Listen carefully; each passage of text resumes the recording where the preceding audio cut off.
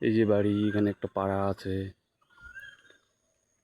ওই যে তপন হসপিটাল,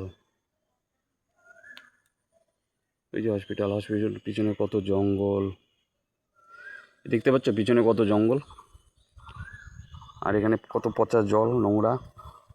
এই যে নোংরা জল, এই যে চারিদিকে খালি পিছন দিকে গোটাটাই নোংরা জলে ভর্তি।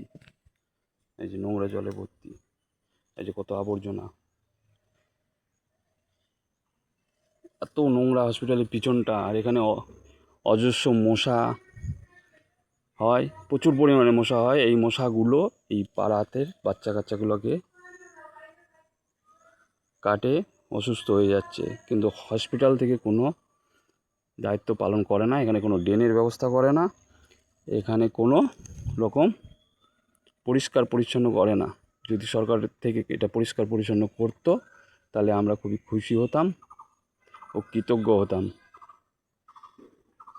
আমি সরকারের কাছে অনুরোধ জানাই, এটা যেন পরিষ্কার পরিচ্ছন্ন করে এবং এখানে ড্রেনের ব্যবস্থা যেন করে হসপিটালের ভিতর দিক দিয়ে।